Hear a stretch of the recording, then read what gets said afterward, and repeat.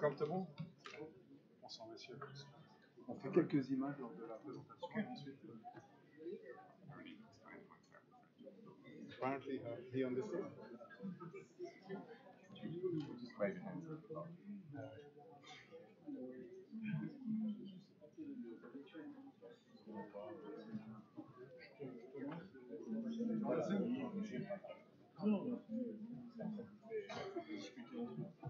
Voilà, Jean-Pierre, je vais demander à Jean qu'est-ce qu'il y a dedans, puis après je te passe. Bien, bonjour à tous. On ne va pas attendre que la salle se remplisse, c'est déjà fait. On est là pour ce soir pour parler de la Russie, donc autour du livre de Jean Guignasti qu'il vient de publier chez Erol. C'est donc un atlas géopolitique de la Russie. Et Jean-Pierre Chevènement a très gentiment accepté de venir nourrir ce débat. Donc ça va être un peu une discussion entre Jean et Jean-Pierre. Et puis ensuite, bien sûr, comme chaque fois, on ouvrira le débat avec vous pour que vous puissiez également intervenir et poser des questions. Alors, c'est une petite collection, enfin une collection de petits livres par la taille, mais très grands par leur mérite, qu'on a lancé chez Erol. Il y en a déjà 4. Le bal, si j'ose dire, avait été ouvert par Didier Billon sur les mondes arabes et Marie-Cécile Nave sur les États-Unis. Et puis là, il y a eu un livre sur la Chine de Pierre Aski. Le débat a eu lieu il y a 3 semaines. Et sur la Russie. Et c'est vrai que quand on parle de la Russie en France, on évoquait cela avec Jean-Pierre avant la conférence, il y a quand même une sorte de vent un peu négatif qui est peut-être lié à des préjugés, qui est peut-être lié à une méconnaissance, mais c'est peut dire que globalement, la Russie n'a pas une très bonne image en France et que globalement, son président actuel a une image plutôt très mauvaise en France. Donc, il y a quand même une interrogation par rapport à cela. Et l'idée, c'était de partir un peu sur des réalités, sur le fait de, en 40 fiches et autant de cartes très concrètes, demander à Jean, qui, comme vous le savez, a été notre ambassadeur en Russie et qui parle la langue, il connaît très bien ce pays, quelles sont-elles les réalités? Et peut-être qu'à partir des réalités, on peut s'interroger sur pourquoi ce fossé entre certaines réalités et certaines perceptions. À moins que, finalement, on dise que non, les choses ne vont pas aussi bien que cela. Et donc, je vais être le plus court possible. Je vais demander d'abord à Jean de dire pourquoi il a voulu écrire ce livre. Si tu me dis c'est parce que tu me l'as demandé, ce ne sera pas une réponse suffisante. Qu'est-ce que finalement, les grandes orientations que tu en sors, quelles sont un peu les grandes idées reçues de ce que tu lis au quotidien dans les médias français sur la Russie, auxquels tu as fait rendre gorge dans ce livre? Merci pour cette présentation. En fait, la Russie, c'est un micro. Ah oui, il faut que ça soit. Pardon. Oui, donc la Russie, c'est un sujet géopolitique par excellence. Et cette collection est parfaitement adaptée d'ailleurs, parce que justement, l'objet, ce qu'il y avait d'intéressant, c'est de restituer en fait à la Russie cette dimension géopolitique. La Russie est géopolitique, elle est au carrefour de 3 continents, elle représente plus de 15% des terres émergées, elle a une histoire très riche qui a été au cœur de tous les grands bouleversements qu'a connu le monde pendant longtemps. Elle a une dimension multivectorielle, elle a une histoire extraordinaire, elle a incarné aussi le marxisme-léninisme, seul État qui l'a fait. Et donc, vraiment, et pendant longtemps, donc finalement, c'est un sujet géopolitique. Or, je trouve justement, pour répondre à la question de Pascal, qu'on la traite de toutes les façons possibles, mais très très peu de façon géopolitique. C'est-à-dire qu'on traite effectivement abondamment les questions des droits de l'homme, les difficultés ponctuelles sur tel ou tel terrain d'affrontement, etc. Mais on restitue pas cette dimension géopolitique qui, à mon sens, est fondamentale pour comprendre la Russie. La deuxième chose que je voulais dire, c'est qu'effectivement, ce livre, je l'ai vu aussi comme une tentative de normalisation. C'est-à-dire qu'effectivement, la vision qu'on a, c'est une vision qui est excessive, qui a toujours été. La Russie a été un pays clivant dans toute l'histoire de France.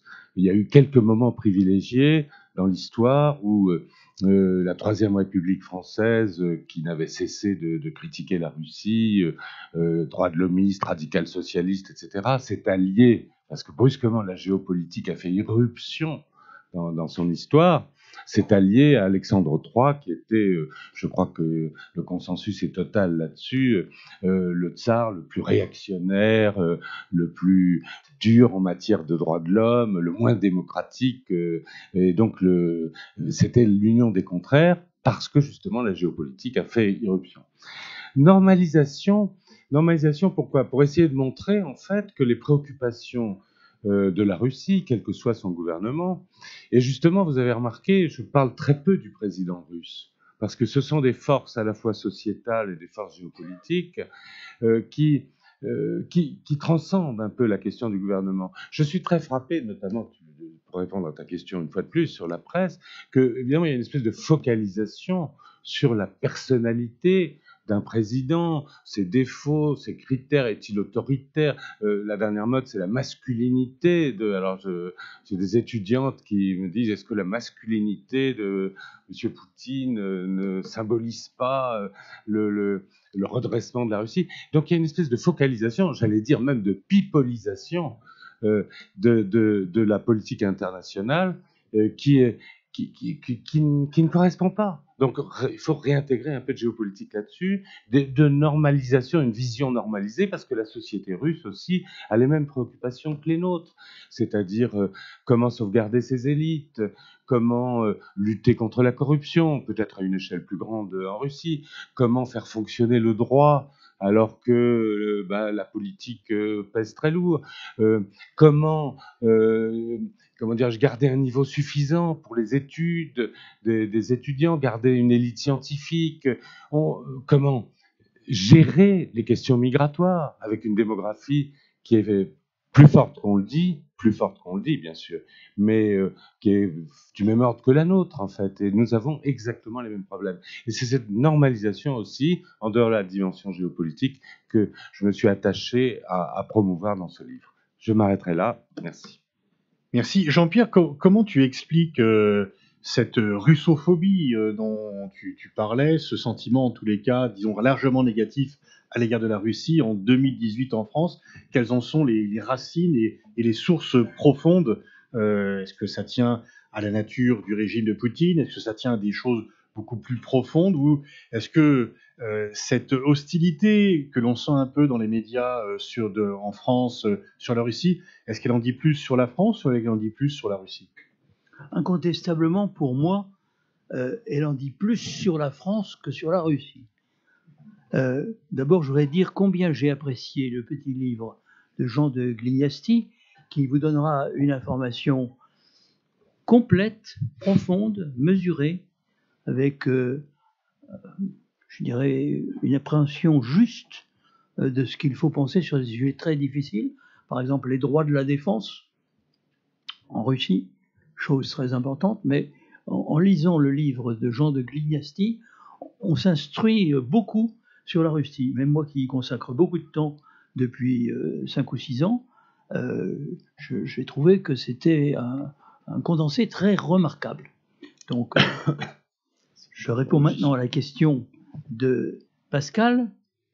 Bien entendu, cette russophobie nous apprend beaucoup sur l'inculture, pas seulement des médias d'ailleurs, c'est une culture assez profonde dans notre pays, sur l'inféodation, c'est-à-dire l'incapacité de penser à partir des intérêts de la France, tout simplement. Mais le suivisme imbécile à l'égard de politiques à courte vue. Évidemment, tout système a besoin d'un ennemi. Alors, plutôt que de chercher quel est l'ennemi véritable, d'ailleurs, le président Trump le trouve très facilement quand il déclare ses guerres commerciales.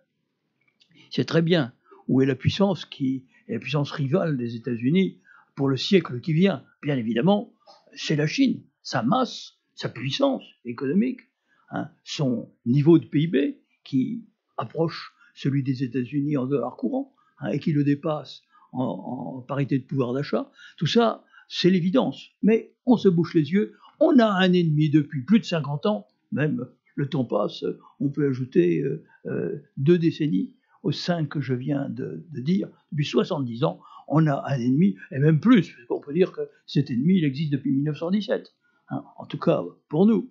Enfin, il n'a pas toujours été notre ennemi, heureusement pour nous. Hein, car moi, je n'oublie pas, on commémore la Première Guerre mondiale, mais si nous avons tenu, c'est aussi grâce aux armées russes. Pendant 3 ans, la bataille de la Marne, nous ne l'aurions pas remportée. Si 2 corps d'armée n'avaient pas été distraits au dernier moment pour venir libérer la Prusse orientale de la menace des armées russes. Rappelez-vous, Tannenberg, les lacs Mazur, etc. Mais c'était en même temps que la bataille de la Marne.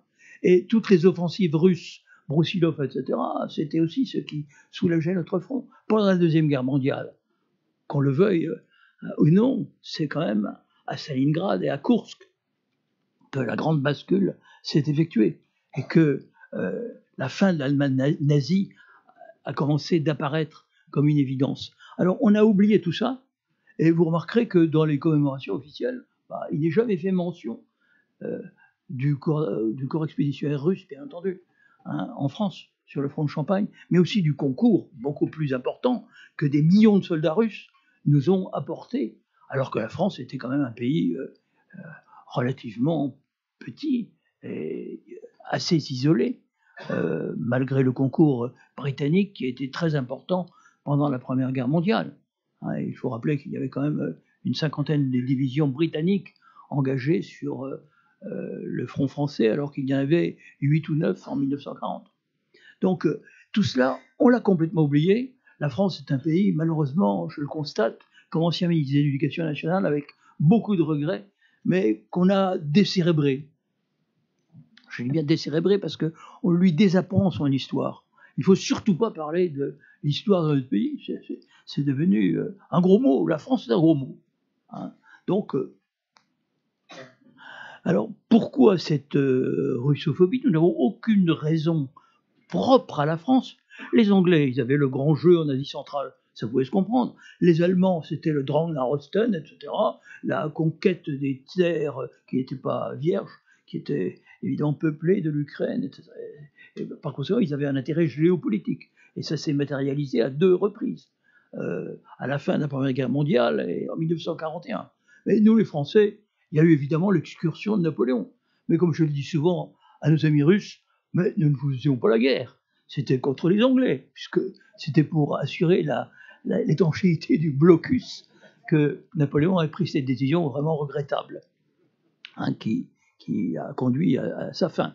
Hein. Mais pour venir à des choses sérieuses, la France et la Russie ont un lien culturel très important. Je suis frappé de voir comment la France est connue en Russie, comment sa langue continue d'être parlée, et comment on connaît bien les grands auteurs français, naturellement, Balzac, Victor Hugo, Jules Verne, Alexandre Dumas, qui est un auteur très connu. D'ailleurs, c'est le nom du lycée français de Moscou. Donc voilà, il y a quelque chose qui est inquiétant pour la France. Ça ne nous renseigne pas beaucoup sur la Russie.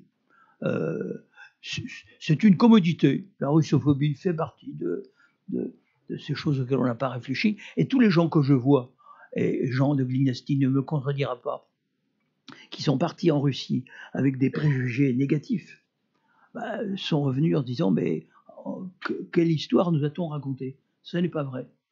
Toutes les villes russes que j'ai vues, j'en ai quand même vu quelques-unes, ont beaucoup changé en l'espace de quelques années. Et on peut dire, qu'on le veuille ou non, depuis que Poutine est au pouvoir, depuis 2000, la Russie est dans une phase. Alors il y a des hauts, il y a des bas. 2008, c'est la crise. Et puis ensuite, en 2014-2015, c'est l'affaire ukrainienne. Mais la Russie aujourd'hui a un taux de croissance qui est le même que le nôtre, 1,8%. Donc quand on voit la réalité, on sent bien qu'il y a une grande entreprise de bourrage de crâne, comme on disait justement, puisque nous sommes au centenaire de la Première Guerre mondiale, il y a une grande entreprise de bourrage de crâne. Alors, je ne dis pas que la Russie est un pays idyllique, il y a beaucoup d'atteintes aux libertés, certainement. Enfin, peut-être pas aux libertés individuelles au sens où nous l'entendons habituellement, mais pour ceux qui peuvent influencer le pouvoir, c'est certain. Pour Khodorkovsky, Bessérovsky, etc., c'est évident. Mais tout est dans le livre de Jean de Glignassi qui répond très bien à ces questions. Jean, l'OTAN vient d'organiser des manœuvres relativement importantes. Est-ce que l'on peut, lorsque on discute avec des responsables, on parle de la menace russe de façon quand même très sérieuse. Les États-Unis augmentent leur budget militaire, demandent aux pays européens d'augmenter les leurs pour contrer la menace russe. C'est vraiment presque directement dit. Est-ce que ça te paraît sérieux dans l'analyse? Jean-Pierre en a un petit peu parlé dans son intervention. Est-ce que le but caché ou même en fait presque du tout avoué de Poutine est de rétablir l'Union soviétique, de reconstituer l'Union soviétique et donc de peser sur l'indépendance, notamment on dit très souvent que les pays baltes sont menacés, que la Pologne pourrait l'être. Est-ce que tout ceci te paraît une piste sérieuse? Pour résumer, mais je vais nuancer après, non. Oui, je résume brutalement, non, c'est pas une piste sérieuse. Mais pourquoi ? Parce que d'abord, alors personnellement, je crois beaucoup à la démographie. Je pense qu'un pays qui a 1,8 enfants par femme n'est pas un pays par nature agressif, parce que ce sont des vérités fondamentales et qu'aucune femme russe n'a envie de voir son enfant mourir en Tchétchénie ou ailleurs. Donc ça, c'est un premier point. Deuxième point, parce que, et là j'introduirais une nuance par rapport à ce que tu as dit, c'est clair que la Russie a le souci d'une zone d'influence et d'être reconnue comme une grande puissance avec une zone d'influence, et notamment sur ce qu'elle appelle son étranger proche, c'est-à-dire les anciennes républiques socialistes soviétiques, dont elle ne souhaite pas qu'elle rentre à l'OTAN. Et ça, c'est évidemment, c'est quasiment un casus belli, on l'a vu. Ça, c'est un élément, c'est un facteur de risque. Mais c'est un facteur de risque à traiter et qu'on peut traiter assez facilement. Je persiste à penser que si Merkel et Hollande avaient refait ce que Merkel et Sarkozy avaient fait au sommet de l'OTAN de Bucarest en 2008, c'est-à-dire refuser le Membership Accession Process, c'est-à-dire le mécanisme automatique qui finissait par faire entrer l'Ukraine et la Géorgie dans l'OTAN, s'ils avaient annoncé formellement que la France et l'Allemagne s'opposeraient, quoi qu'il advienne, et ce sont des décisions qu'on prend à l'unanimité, à l'entrée de l'Ukraine et de la Géorgie dans l'OTAN, eh bien probablement la Russie n'aurait pas pris la Crimée. En fait, la Crimée, c'est-à-dire Sébastopol, le port historique, c'est un peu l'Alsace-Lorraine des Russes, Sébastopol. Hein, quand on voit les récits de Tolstoï, les récits de Sébastopol et tous les films, enfin il y a toute une mythologie sur Sébastopol. L'idée que Sébastopol pourrait tomber aux mains de l'OTAN est proprement insupportable pour tout Russe. Donc zone d'influence, oui. Reconquête, non. Alors en plus, il y a des chiffres objectifs. On ne fait pas la guerre au monde entier, ou en tout cas à l'Europe, quand son budget militaire était largement inférieur à la somme des budgets français et allemands. Je ne parle pas du budget américain, puisque la simple augmentation en 2017 du budget américain, 70 milliards de dollars, est supérieure au budget militaire russe global. Donc le budget russe est 1/11 du budget militaire américain. Quand on pense à l'économie aussi, parce que l'économie russe n'est pas une économie si puissante qu'elle puisse se permettre une guerre tous azimuts. Donc je ne crois pas que la Russie ait des ambitions territoriales en dehors de celles que je viens de dire. En revanche, je crois beaucoup au risque d'un accrochage qui pourrait dégénérer dans les pays baltes ou aux frontières de la Russie, à partir du moment où il y a des deux côtés, d'ailleurs, des manœuvres très importantes qui se déploient. Et ça fait penser à ce livre contestable par certains aspects, mais qui est intéressant, qui s'appelait Les Somnambules, et qui montre, puisque c'est l'anniversaire de la Première Guerre mondiale, comment, alors qu'en fait personne ne veut vraiment la guerre, finalement on en arrive à des extrémités et à un déclenchement, et ça c'est plus inquiétant. Mais pensez à une volonté de conquête de la part des Russes. Et un petit mot sur les Baltes aussi, puisque tu as cité les États baltes. Les États baltes ont toujours été perçus par les Russes comme non slaves, à juste titre, enfin ils ne le sont pas, et comme des pays extérieurs à l'ensemble slave. D'abord, ils ont été indépendants entre les deux guerres. L'indépendance des Baltes, ça a été la première indépendance à être déclarée en 91. Il y a eu 1 ou 2 accrochages et une dizaine de morts, mais dans l'ensemble, la légitimité de l'accession des Baltes à l'indépendance a été, comment dirais-je, contestée par personne. Et il y a un autre élément aussi, c'est que en dehors de la période entre les deux guerres, les classes dirigeantes baltes étaient en fait d'origine allemande. C'était un héritage des chevaliers teutoniques, des chevaliers porte-glaives, etc. Et la relation avec l'aristocratie allemande et l'aristocratie balte en Russie était extrêmement riche, intime. Et donc tous ces gens étaient reçus à la cour, ils étaient considérés comme russes, eux, mais pas leurs serfs, les gens qui travaillaient. On avait rétabli à un moment le servage là-bas. Donc ça, c'était autre chose. C'était des Lituaniens, des Lettons. C'était pas l'aristocratie balte qui était reçue. Donc en fait, le fond des États baltes n'est pas considéré comme russe. Et je ne pense pas qu'il y ait la moindre volonté de la part des Russes de reconquérir. Les Russes ont construit des ports pour remplacer tout ça. Donc de reconquérir les États baltes. En revanche, il y a maintenant une présence permanente de l'OTAN par rotation, certes, parce qu'on a formellement voulu respecter nos accords, mais une présence permanente de l'OTAN, et là encore, je disais, l'étincelle qui peut dégénérer. Ça, c'est plutôt une crainte. Merci. Si on passait, Jean-Pierre, de l'autre côté par rapport à la Chine, la politique de Nixon et Kissinger avait été de mettre un coin encore plus important, de séparer la Russie et la Chine pour avoir plus de marge de manœuvre. Est-ce que la politique occidentale, et notamment américaine, à l'égard de la Russie, ne pousse pas aujourd'hui la Russie dans les bras de la Chine? Est-ce que finalement, nolens-volens, l'administration américaine, je veux dire qu'il y a 2 politiques américaines, celle de Trump et celle de l'administration, mais c'est plutôt celle de l'administration qui triomphe pour l'instant. Est-ce que la politique américaine n'est pas en train de finalement détruire l'héritage de Nixon et Kissinger, regardant la relation entre la Chine et entre ce qu'était l'Union soviétique et la Russie et la Chine, et ce qu'aujourd'hui la Russie et la Chine? Alors, la politique de Nixon et de Kissinger a abouti à l'isolement de l'URSS, puisque la Chine est entrée dans la mouvance américaine dès lors que les États-Unis aussi se retiraient du Vietnam, et que, en même temps, des accords étaient passés entre la direction du Parti communiste chinois, entre le gouvernement chinois et l'establishment américain, les multinationales, pour ouvrir la Chine aux investissements occidentaux, avec cette double perspective: produire moins cher, en profitant de ce que la main-d'œuvre était à très bas coût, et gagner un marché qui s'annonçait extrêmement prometteur.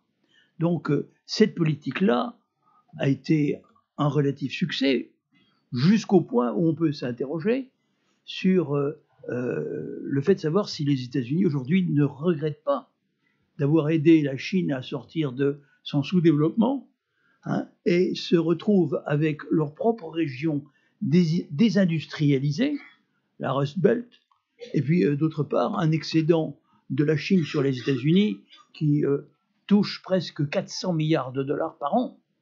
C'est quand même pas négligeable. Alors, le déficit global des États-Unis est de 700 à 800 milliards, mais la moitié est sur la Chine. Donc cette politique aboutit à une certaine remise en cause des relations entre les États-Unis et la Chine. Je ferme provisoirement cette page. S'agissant de la Russie, on avait considéré qu'elle avait perdu la guerre froide, qu'elle était à genoux. D'ailleurs, les thérapies de choc administrées dans la décennie 1990 ont abouti à une baisse du PIB de la Russie de moitié, à une paupérisation tout à fait considérable de beaucoup de gens qui avaient un emploi, qui n'en avaient plus, de retraités qui ne percevaient plus leur retraite, ou alors qui percevaient des bons d'État, les fameux vouchers, en échange des privatisations qui ont fait la fortune des oligarques, mais ces vouchers étaient revendus sur le marché à bas prix, de sorte que, pour la Russie, les 10 années qui suivent l'implosion soviétique sont 10 années d'épreuve. La Russie se relève parce que les grandes entreprises sont astreintes à payer leurs impôts et surtout parce que le prix du pétrole commence à augmenter à partir de 2003-2004. Donc évidemment, la Russie tire 60% de ses recettes d'exportation du pétrole. Donc la Russie va mieux, elle se rétablit. En même temps, Poutine a rétabli ce qu'il appelle la verticale du pouvoir. On s'en émeut beaucoup en Occident, mais je ne connais pas de pouvoir qui ne soit pas vertical. Hein. Bien sûr, l'espace du délibératif, c'est très important. Hein, et ça manque en Russie, comme chez nous d'ailleurs, hein, et comme dans beaucoup de pays. Mais évidemment, cette situation avait permis un certain rapprochement économique. Par exemple, nos exportations en 2012 ou 2013 ou 2012 ont atteint leur sommet. Jean de Glignassi était alors notre ambassadeur.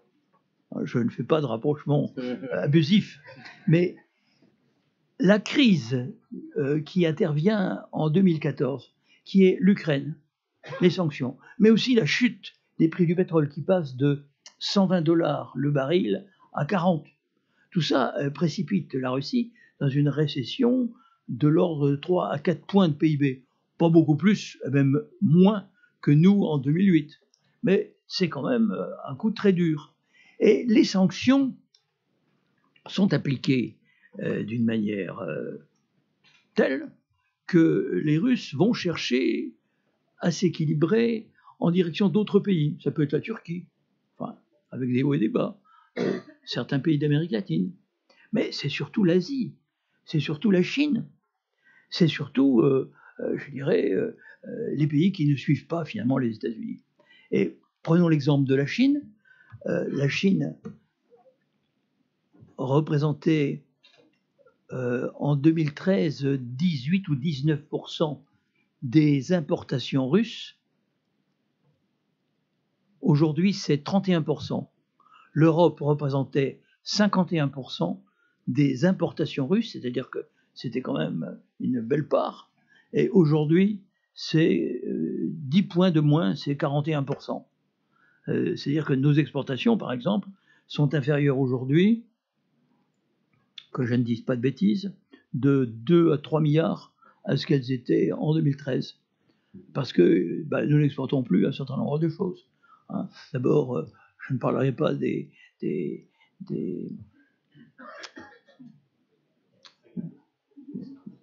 bateaux, des Mistral. Je ne parlerai pas des Mistral, mais il y a beaucoup non pas d'armement, mais de biens qui sont considérés comme étant à utilisation duale et qui maintenant ne peuvent plus être vendus ou ne sont plus vendus. Or, nous avions des exportations qui avaient un haut degré de sophistication, enfin, du point de vue technologique, c'était le haut de gamme. Donc, nous avons particulièrement souffert. Les biens agroalimentaires également ont été frappés d'embargo par les autorités russes. Donc, nous repoussons, volontairement ou non, la Russie vers la Chine. Est-ce une politique intelligente? Je ne le crois pas. Hein, je ne le crois pas. Mais c'est objectivement ce qui se passe. Des contrats très importants ont été signés dans le domaine du gaz. Avec la Chine, c'est 38 milliards de mètres cubes de gaz par an. Alors c'est beaucoup moins que les 180 milliards de mètres cubes que la Russie continue à vendre à l'Europe. Mais ça progresse. Et je dirais qu'il faut naturellement tendre des gazoducs, des oléoducs, mais les Chinois en ont besoin. C'est le premier consommateur énergétique mondial. Et la Russie est vraiment très proche et peut par conséquent leur apporter ce dont ils ont besoin. De même que sur le plan des armements, où ils ont une connexion déjà ancienne. Donc cette politique, à mon avis, est contre-productive. Je pense que très peu de gens s'en sont réellement avisés. Parce que ce n'est pas quelque chose qui les obsède, c'est le moins qu'on puisse dire, mais ils ne se rendent pas compte de ce qui se passe, parce que le temps coule, et naturellement les choses se renversent, mais elles se renversent à notre détriment. C'est mon avis en tout cas. Hein.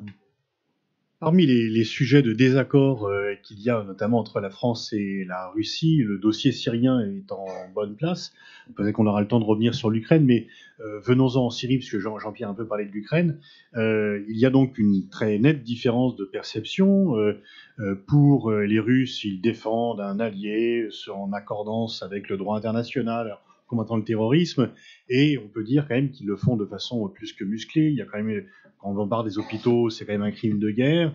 Quel est, Jean, ton sentiment sur nos divergences sur le front syrien, et est-ce que tu vois une porte de sortie à cette guerre civile syrienne qui dure depuis longtemps, et en tous les cas, il est quand même un fait établi que sans l'appui russe, Bachar el-Assad serait tombé. Alors, certains diront que ce serait une catastrophe, d'autres diront que ce serait une bienfaisance, mais en tous les cas, c'est bien l'apport russe qui permet à Bachar de tenir. Et donc, comment tu expliques ce soutien à un régime que l'on peut, à minima, qualifier de répulsif? Avant de traiter cette question qui est très importante, je voudrais juste donner un chiffre pour appuyer ce que vient de dire Jean-Pierre Chevènement. La Banque centrale russe a sorti, il y a un mois, les statistiques du commerce extérieur. Là, encore une fois, c'est les vues du côté russe. Les statistiques françaises ne sont pas exactement les mêmes. Entre 2013 et 2017, tous les États européens, sauf la Pologne et l'Ukraine, ont augmenté leur part du marché russe. En revanche, la France a vu sa part diminuer de 34%. Les Américains ont augmenté leur part du marché russe. Les Chinois, dans des conditions, dans des proportions que Jean-Pierre m'a montré, mais les Français sont les perdants dans cette histoire, mais de façon phénoménale. Il suffit d'aller dans un magasin russe. Il y a 3 ans, il n'y avait pas de fromage, par exemple, parce que c'était l'embargo sur les fromages. Maintenant, il y a des fromages italiens, il y a des fromages partout, mais il n'y a pas de fromage français, et nous n'y reviendrons pas. Donc, on s'est mis dans un piège, on y reviendra tout à l'heure. Pour répondre sur la Syrie avait... je me souviens très bien d'entretiens au plus haut niveau où le président Poutine disait Assad, c'est pas notre copain, d'ailleurs on l'a pas invité à notre fête nationale, nous, et donc nous, ce qu'on veut sauver, je l'ai entendu dire ça, ce qu'on veut sauver, c'est l'État syrien. Parce que pour nous, c'est la meilleure garantie contre le terrorisme. On a vu ce qui s'est passé en Irak, on a vu ce qui s'est passé en Libye, ça commençait déjà à tourner à l'aigre. Donc nous, on veut maintenir l'État. Voilà. Alors, ils ont sauvé l'État. Je pense qu'ils n'ont pas beaucoup d'illusions sur les pratiques humanitaires du régime d'Assad. La preuve en est d'ailleurs, c'est qu'ils ont créé à un certain moment la police militaire pour, au moment du retrait des rebelles, éviter les massacres et les représailles, etc. Maintenant, ils ont sauvé le régime, mais ils n'ont pas prise totalement sur ce régime. Parce qu'en fait, je dirais, les Russes l'ont sauvé vraiment quand Jabhat el-Nusra était aux portes de Damas. Mais ce qui a permis à Assad de gagner la guerre, c'est plutôt l'Iran et le Hezbollah, parce qu'il faut des fantassins. Et donc la Russie n'est pas la seule. Elle n'est pas la seule actrice, elle n'est pas la seule, c'est pas la seule entité à laquelle la Syrie doit sa victoire. Donc, ce qui est plus complexe, c'est ce qui fait que les relations entre effectivement la Syrie et la Russie sont plus complexes qu'il n'y paraît. Quand on demande, par exemple, à la Russie d'empêcher Assad de prendre Idlib, comme on l'a fait récemment, la Russie peut pas s'engager à ça. Assad a dit dès le départ qu'il reprendrait tout son territoire. Alors, la divergence entre la France et la Russie là-dessus, je pense que c'était une divergence en fait qui a commencé avec les printemps arabes. Parce que les Français aiment les révolutions, c'est comme ça, c'est dans l'ADN de la France. Et toutes ces révolutions, eh bien, elles étaient... On les a pas tellement aimées. Il y a quand même même. une ministre des Affaires étrangères qui proposait d'aider à y mettre fin. C'est pas... Oui, c'est vrai, mais elle a été balayée, ça a été un raz-de-marée. En tout cas, si on en juge par la presse et par les intellectuels, on aime les révolutions. Alors peut-être que la diplomatie parfois essaye de mettre un rempart à ces débordements, mais elle n'y arrive pas en France.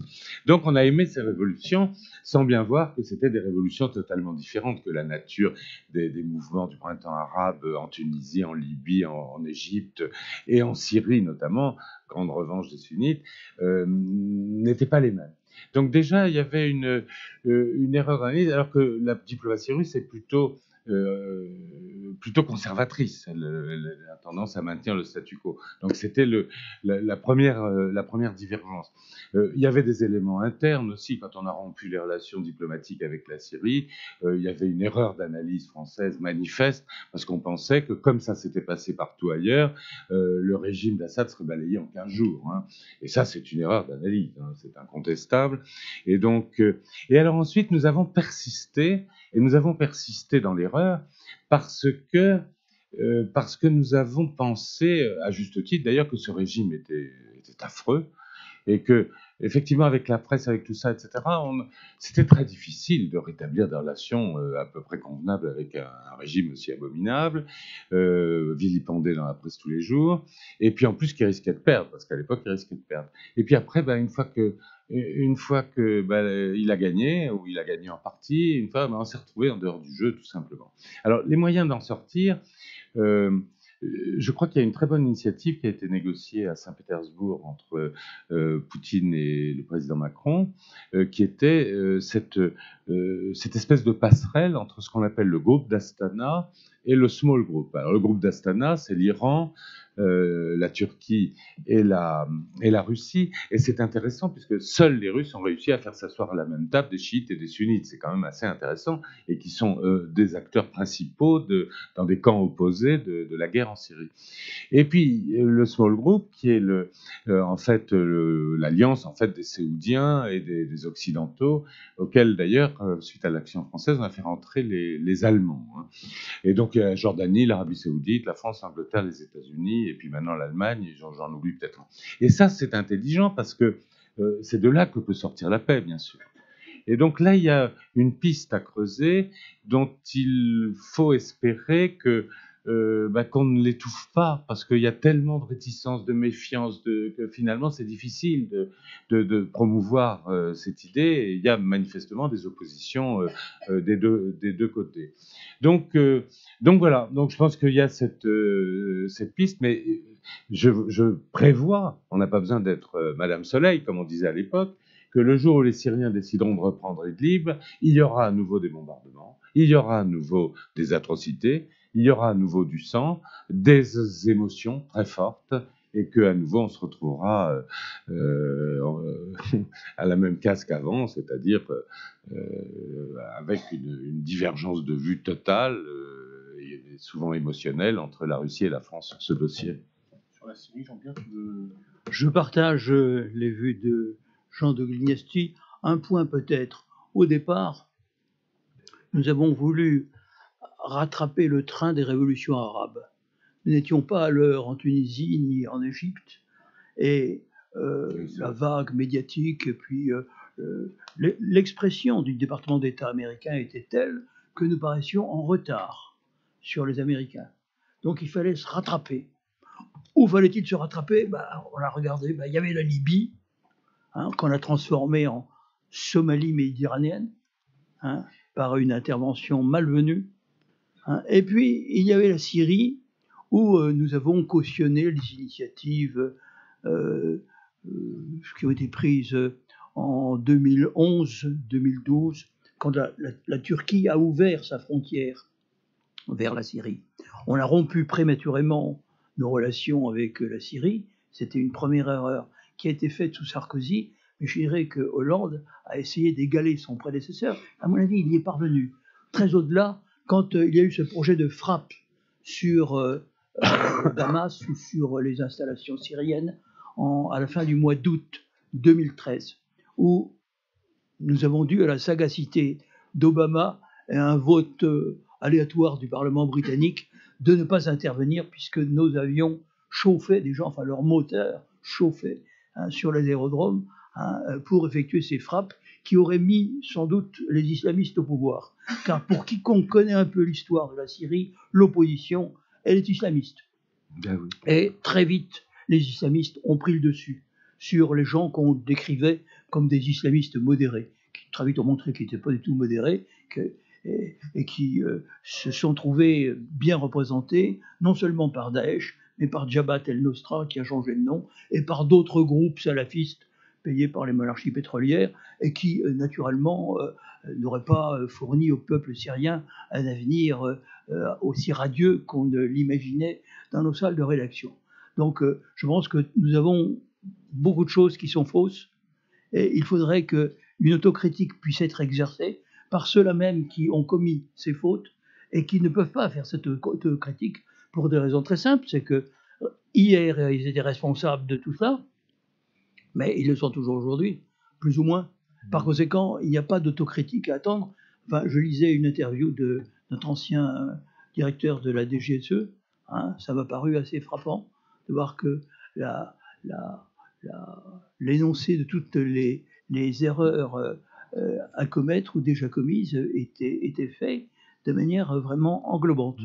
Donc, je ne pense pas que nous irons facilement à une solution, parce qu'il faudrait pour cela que les États-Unis et les Russes s'entendent. Les États-Unis font passer avant tout l'affaire de l'Iran. Et si on n'obtient pas un accord avec l'Iran, qui impliquerait le retrait des troupes iraniennes de Syrie et des garanties données de non-ingérence par rapport à l'État syrien, parce que tout ça c'est un jeu d'équilibre, mais si cet accord ne prend pas forme, eh bien les Russes auront provisoirement sauvé le régime de Bachar el-Assad. Après, je ne sais pas ce qui se passera. Ils l'ont fait avec très peu de moyens, 5000 hommes, c'est-à-dire à peu près l'effectif de Barkhane, et une cinquantaine d'avions, et une défense solaire particulièrement efficace. Militairement, il faut dire que c'est un succès. Mais il n'y a pas de succès militaire s'il n'y a pas de solution politique. Or, la solution politique, malgré les efforts du président de la République et quand il s'est rendu à Saint-Pétersbourg, je ne la vois pas à portée de la main. Jean, où en est l'économie russe? Elle reste quand même largement dépendante des matières premières énergétiques. Est-ce que c'est le virage de la diversification des ressources a été manqué? Et à l'avenir, le prix du pétrole augmente, donc effectivement, comme le rouble est sous-évalué, ça fait un budget excédentaire, mais est-ce qu'il n'y a pas à terme des difficultés à attendre pour la Russie sur le plan économique si elle reste très ou trop largement dépendante de matières premières énergétiques? Alors, il y a déjà une chose qu'il faudrait dire, c'est que tout le monde disait, enfin, on a tendance à dire la Russie va faire 1,6% de croissance cette année. Nous, finalement, on n'est pas si mécontents que ça d'avoir 1,6% de croissance. Et donc, pour les Russes, c'est pas formidable, mais enfin, c'est déjà ça. Donc, il n'y a pas de. Tu as dit tout à l'heure, où le ministre a dit moins 3% au moment de la récession, puis on a retrouvé un rythme qui est entre de 1 et 2, un peu plus de croissance. Donc, sur ce plan, disons, l'essentiel est assuré. Et si le prix du pétrole reste au niveau, mais il est en train de baisser à nouveau, mais enfin, il est toujours au-dessus de 50. Il est monté jusqu'à 80 et là, il est redescendu entre 50 70, 75. Oui, donc, de toute façon, comme le budget est calculé sur $40, tout le reste, c'est des réserves pour faire face à un choc. On dit le choc des sanctions américaines, mais tout autre choc. Donc, en fait, les équilibres fondamentaux seront préservés incontestablement, avec en plus un matelas de réserve qui atteint pratiquement les 500 milliards de dollars. Ça, c'est sur le plan, basique. Alors, en ce qui concerne la dépendance du pétrole, aux hydrocarbures, d'abord, elle a baissé curieusement ces derniers temps, la part dans le budget, par exemple, est passée en 4-5 ans de 50 à 40%. La part dans les exportations est restée aux alentours de 60% par des hydrocarbures. Et la part dans le PIB, il ne faut pas l'oublier, elle est de l'ordre de... Alors, on ne sait pas trop, parce que ça dépend si on intègre les activités annexes, les réseaux d'électricité, des choses comme ça. Mais enfin, en gros, l'énergie, ça représente entre 20 et 25% du PIB russe. Le reste, c'est de l'industrie et des services. Et d'ailleurs, pas mal d'industries. Donc il ne faut pas oublier que la Russie est un pays industriel depuis 1900, qu'elle était la 6e puissance industrielle du monde en 1914, et que donc elle a une vraie tradition industrielle, et que l'argent du pétrole, quand il est bien utilisé, ce qui est une autre question, irrigue en fait un développement hors pétrole. Donc que le gouvernement ne soit pas très habile dans la meilleure façon d'utiliser ces ressources pétrolières en faveur du développement, c'est un fait. Que la Russie soit dépendante à ce point des hydrocarbures, c'est quelque chose que je voudrais un peu nuancer. Bien sûr, elle l'est, en tout cas sa puissance financière dépend des hydrocarbures. L'activité de son économie, petit à petit, est en train de se diversifier. On le voit avec les nouvelles technologies de l'information. Si le gouvernement russe lui-même ne les écrase pas sous des contraintes, j'allais dire, sécuritaires, hein, puisque aujourd'hui même, il est question de créer des règles spéciales pour certains réseaux sociaux, etc. Donc, mais il y a d'autres aspects. Il y a les centrales nucléaires, bon, ça c'est classique, mais il y en a d'autres. Donc c'est lentement en train de se diversifier, et la dépendance aux hydrocarbures, en fait, c'est la modernisation de l'économie qui dépend du revenu qu'on reçoit des hydrocarbures en grande partie, surtout maintenant qu'il y a peu d'investissements occidentaux.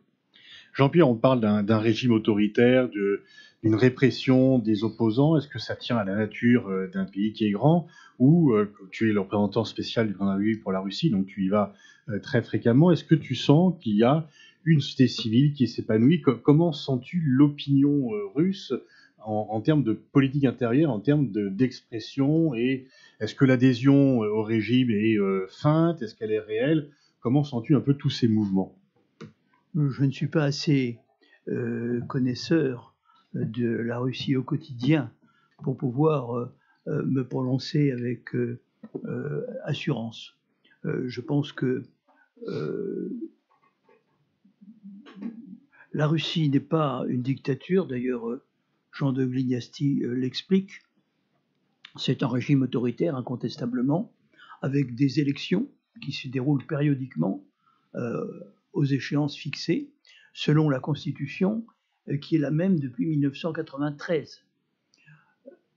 Mes amis russes me font souvent observer que la France de 1791 à 1815, pendant le même laps de temps, à peu près que la démocratie russe, a usé 8 constitutions.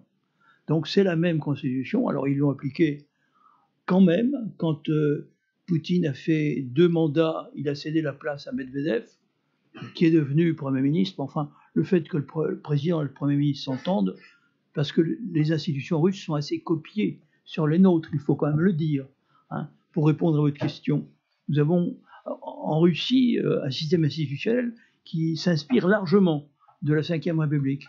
Et pour un certain nombre de Russes, Poutine, c'est un peu leur De Gaulle qui redresse un État qui était tombé assez bas, il faut le dire, au temps de Yeltsin.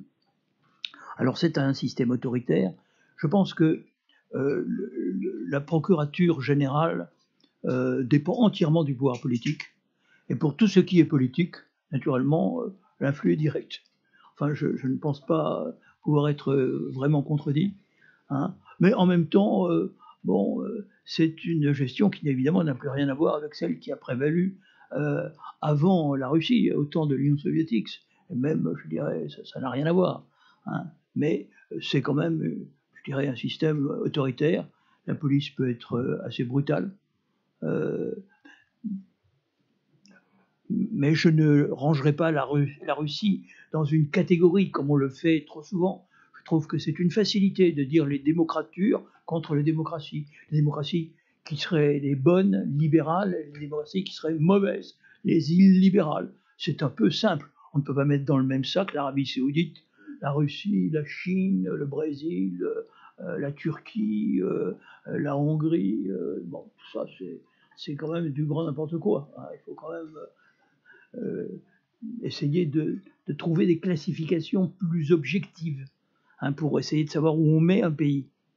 Pour moi, la Russie est un pays qui est à l'état du capitalisme dans ses débuts, un peu ce qu'étaient les barons brigands aux États-Unis au lendemain de la guerre de sécession. Nous avons les oligarques, nous avons quelque chose qui ressemble un peu à ça, mais nous avons aussi les classes moyennes qui se développaient et qui étaient l'avenir de la démocratie. Et naturellement, l'évolution de l'économie a freiné le développement des classes moyennes. Elles existent cependant, et il y a quand même une jeunesse qui est, pour moi, enfin, si je peux en juger par ce que j'entends dire, d'un assez bon niveau. Le système soviétique, il faut le dire, sur le plan scolaire, était remarquable. A permis d'atteindre des résultats dans le domaine de l'apprentissage des langues absolument exceptionnels. Et ça ne s'est pas complètement perdu. Mais les Russes, actuellement, sont quand même inquiets sur l'évolution de leur système, qui est liée à des évolutions sociales, mais aussi technologiques. Et puis, il y a le chapitre des inégalités, qui a été ouvert par Jean de Glignacy, auquel il y aurait beaucoup à dire. Évidemment, c'est une société assez inégale, très inégale même. On parle souvent, Jean, ce sera la dernière question avant d'ouvrir la séance des paroles à la salle, des sanctions, dans des débats, les sanctions internationales contre la Russie. En fait, ce sont des sanctions occidentales. Est-ce que tu peux, à grands traits, nous dire la nature des relations de la Russie avec le monde non occidental? Est-ce que on n'est pas en fait face à un pays qui a des relations de rivalité ou d'antagonisme, en tous les cas, qui sont pas bonnes avec les pays occidentaux, mais qui, pour le reste, déploie finalement une activité. La Russie peut parler aussi bien à l'Iran qu'à l'Arabie Saoudite, au Hamas qu'à Israël. Est-ce qu'il n'y a pas un déploiement d'une diplomatie en dehors du monde occidental qui est plutôt réussi? Oui, effectivement, quand on parle d'isolement de la Russie, c'est en fait c'est une façon de qualifier très, j'allais dire, occidentalo-centrée de qualifier la situation de la Russie. En fait, c'est une bataille entre l'Occident, entre guillemets, d'un côté et la Russie de l'autre. La Russie n'a cessé d'entretenir des relations au sein des BRICS, et elle s'est, notamment avec le sommet de la PEC, ça devait être en 2010 à Vladivostok, non, un peu plus tard, oui, enfin en tout cas dans ces eaux-là, si j'ose dire, c'est réorienté vers l'Asie, c'est-à-dire c'est pas uniquement la Chine, mais c'est aussi le Japon maintenant, la Corée du Sud, l'Indonésie, la Malaisie, etc. Donc il y a un pivotement asiatique qui est incontestable. Avec le Brésil, ils n'ont pas eu de chance parce qu'au moment des sanctions, le Brésil se cassait la figure, donc ils n'ont pas pu en faire un élément de rattrapage. En revanche, avec l'Inde, ça marche très bien. Le seul problème, c'est que ces pays ne sont pas dispensateurs de haute technologie, et disons que du côté chinois, même, ils ont plutôt tendance à les prendre, sans payer forcément les droits. Donc il y a effectivement un vrai problème. Mais la Russie n'est pas dépendante uniquement du monde occidental pour ses liens commerciaux, et alors, elle l'est pour sa technologie et en partie pour ses investissements, ce qui est déjà beaucoup quand même, il faut le dire. Parce qu'on reproche aux Chinois de commercer beaucoup avec la Russie, mais pas tellement d'investir. Et justement, les Russes voulaient, dans la presse russe aujourd'hui, en disant, bon, vous achetez notre bois, maintenant on va vous demander de planter des arbres, enfin, parce qu'on voudrait qu'ils investissent. Les Chinois n'investissent pas beaucoup. Merci, on va passer maintenant aux questions de la salle. Les micros sont à votre disposition. Vous présenter des questions ou interventions plutôt courtes pour que la parole puisse circuler le plus possible. Merci, Monsieur le Ministre.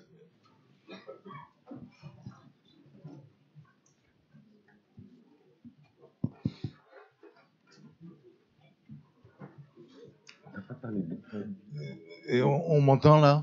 Oui, tout à fait. Monsieur le Ministre, bonsoir. Paul Arnaud, juriste. Oui, vous. J'ai une double question. Est-ce que vous pouvez vous lever, monsieur, pour vous voir? Oui. Pardon. Désolé. Je veux savoir, j'avais lu en 2003 un article du journal de Berlin, Die Welt, Le Monde de Berlin, qui disait en Russie, ils sont tous happés par une folie de la consommation. Ça, vous en avez pas parlé, là, du consumérisme russe. Est-ce qu'on fait toujours la queue 15 ans après dans les supermarchés? Il y a Auchan notamment, ou Carrefour, je ne sais plus, qui s'est implanté à Moscou. Et la deuxième question que j'aimerais vous poser, c'est de savoir, Hélène Carrère d'Ancos qui est qui est slave, qui est né en Russie, et a composé un livre, un best-seller, L'Empire éclaté, en 1978 ou 80, je ne sais plus. Elle disait, les républiques du Sud-Caucase russes, vous en avez pas parlé, elles augmentent, elles ont une telle natalité. Là, vous avez fait référence à 8 enfants par femme, mais dans ces républiques du Sud-Caucase, c'est beaucoup plus. Alors, elle l'avait fictivement sur une carte élargi la progression de ces influences de civilisations différentes musulmanes. Elle l'avait estimé à une proportion de 3-4 kilomètres d'avancée vers le nord depuis tous les 100 ans. Est-ce que c'est toujours des appréciations, des estimes qui sont valables, des estimations valables pour vous? Alors, je vais répondre. Je vais répondre, puisque c'est à moi que vous vous adressez. D'abord, je n'ai pas observé de queue en Russie à la porte des magasins. Les supermarchés sont bien garnis. Il faut avoir de l'argent. Simplement, si vous n'avez pas l'argent, bah, évidemment, vous ne faites pas la queue. Hein. Mais quand vous traversez Moscou, vous êtes frappé par l'impression du luxe qui se dégage. Toutes les grandes marques mondiales s'y sont donné rendez-vous. Et Moscou est une ville bien bâtie, bien restaurée, bien mise en valeur. On a l'impression d'une ville où les gens qui ont beaucoup d'argent peuvent être très heureux. Maintenant, les autres, c'est difficile de vous dire, mais dans toutes les villes que j'ai visitées, Nijni Novgorod, Yaroslav, Sochi, quelques autres encore, Saint-Pétersbourg, etc., j'ai observé le même phénomène. C'est-à-dire quand même le sentiment d'une société développée, qui n'est pas très différente de celle que vous pouvez éprouver quand vous êtes à Paris. Hein. Donc faites le voyage, ça en vaut la peine, parce que ça permet de rectifier. C'est un conseil que j'adresse à tout le monde, c'est à 3 heures de Paris, ce n'est rien. Hein. Et c'est intéressant. C'est très intéressant parce que c'est un pays qui quand même, il faut le dire, a une histoire, où la présence de l'histoire est extrêmement sensible. Alors, votre deuxième question portait sur... la natalité dans le Caucase. La natalité. Alors, vous savez, le Nord-Caucase, c'est quand même pas des régions terriblement peuplées. C'est les Tchétchènes, les Ingouches, le Daghestan, et puis quelques petites républiques, Kabardino-Balkarie. Enfin, au total, ça doit faire 10-15 millions d'habitants au maximum. Au maximum. Ça ne fera pas basculer le taux de natalité de la Russie qui s'est relevé depuis quelques années, hein, comme vous l'apprendrez en lisant le livre de Jean de Glignasti, hein, qui s'est relevé. Et la Russie, en même temps, accueille des immigrés des pays anciennement soviétiques, mais qui sont l'Asie centrale. C'est le troisième islam russe, si je puis dire. Il y a l'islam des bords de la Volga, ça remonte à très loin, et ils se considèrent comme les fondateurs de la Russie, les Tatars, les Bakhtirs.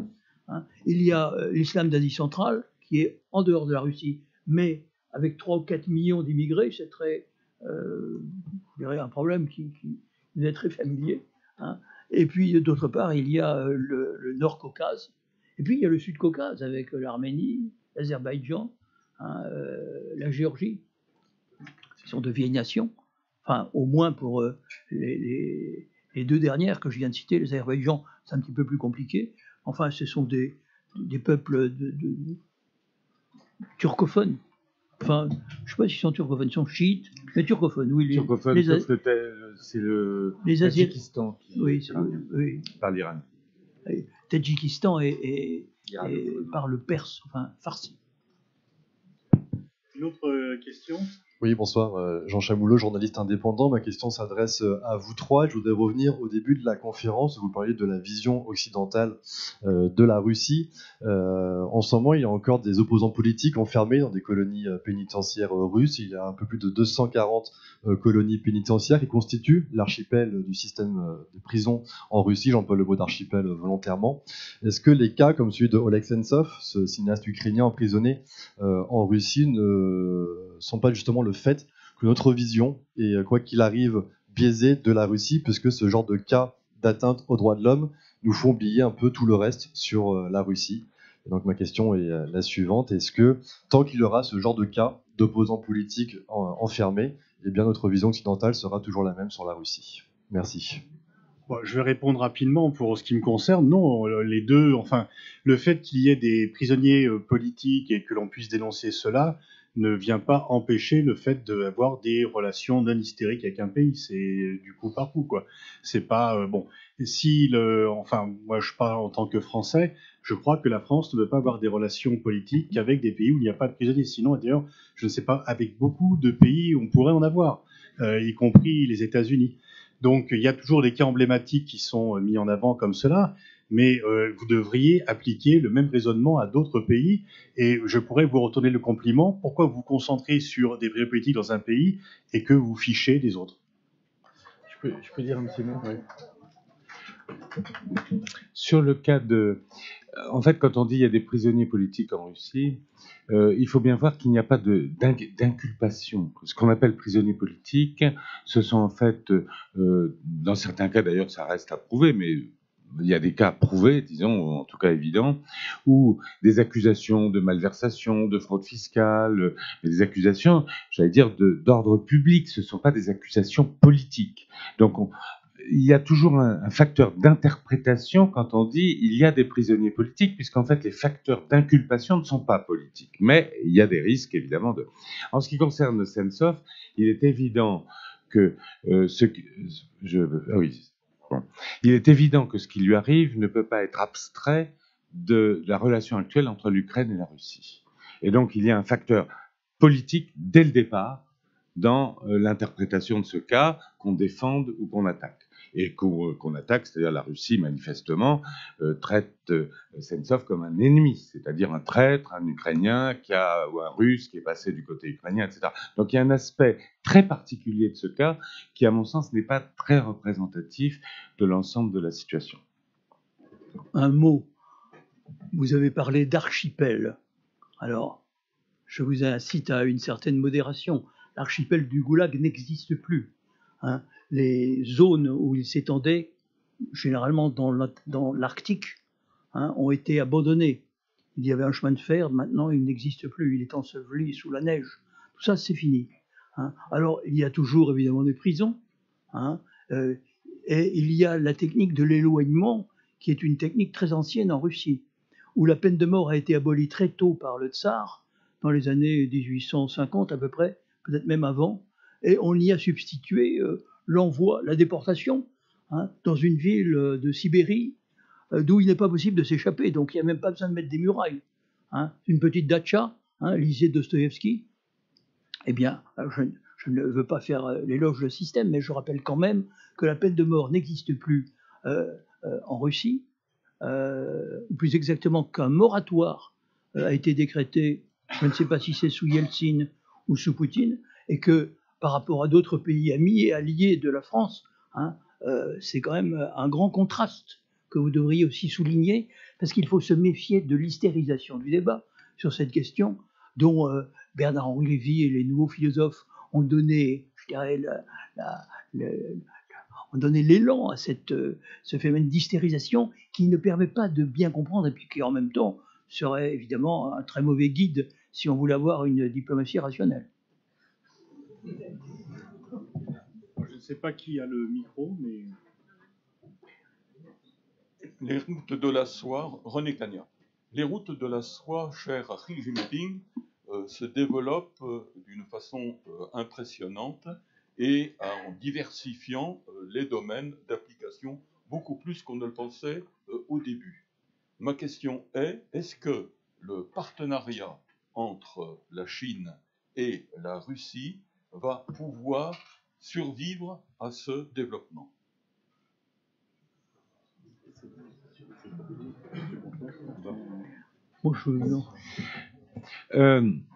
En fait, votre question concerne essentiellement l'Asie centrale.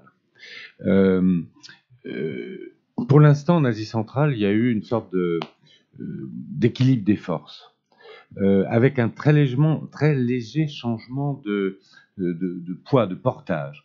Au départ, le partage qu'on voyait dans l'Organisation de la coopération de Shanghai, par exemple, c'était les Russes s'occupent de la sécurité de la zone et les Chinois développent avec l'aval des Russes leurs relations commerciales. Dans le même temps, les régimes, les 5 pays d'Asie centrale étaient assez contents de faire contrepoids à l'influence russe en faisant appel, dans un premier temps, aux Occidentaux, qui n'ont pas été toujours au rendez-vous, et dans un deuxième temps, en tout cas financier, et dans un deuxième temps, aux Chinois. Là, on assiste à un changement de portage, un très léger changement d'équilibre, parce que on voit que maintenant, par exemple dans un pays comme le Kazakhstan ou d'autres, maintenant on fait appel à la Russie pour faire contrepoids à la Chine, ce qui montre bien que l'équilibre des forces a changé. Alors sur les routes de la soie, on retrouve un peu ça, c'est-à-dire que les Russes ont accepté de faire partie, de rentrer dans le jeu des routes de la soie, mais ils l'ont accepté, on le sentait bien, du bout des lèvres, et puis parce qu'ils n'avaient pas vraiment le choix. Et donc maintenant, l'équilibre de la présence économique chinoise et donc l'importance des investissements, l'importance de la route de la soie sera, en fait, dépendra d'une sorte d'équilibre politique, c'est-à-dire comment les Russes et les républiques d'Asie centrale, où l'influence russe a retrouvé d'ailleurs un peu de lustre ces dernières années, comment ils géreront cette poussée chinoise qui paraît inéluctable. Mais ce qui est sûr, c'est que pour l'instant, ça se passe pas si mal. Je n'ai pas vu de tension. Je n'ai pas enregistré de tension ouverte. On sent bien qu'il y a un peu de méfiance. C'est un jeu d'équilibre, mais pour l'instant, il perdure. Medvedev est à Pékin aujourd'hui. Et bon, c'est cette question, notamment, il y a beaucoup de questions économiques qui seront abordées, mais cette question sera nécessairement abordée discrètement par les Chinois et les Russes. Éric Fournier, ancien ambassadeur en Hongrie et en Géorgie. Cher Jean, je voudrais d'abord te féliciter pour ton livre qui vient combler un vide et qui apporte à nous tous des éléments tout à fait nouveaux. Donc, puisque personne ne l'a encore fait, bravo. Je voulais aussi... Oui, mais dans la salle. Oui, je voulais aussi corriger, mais tu l'as fait plus vite.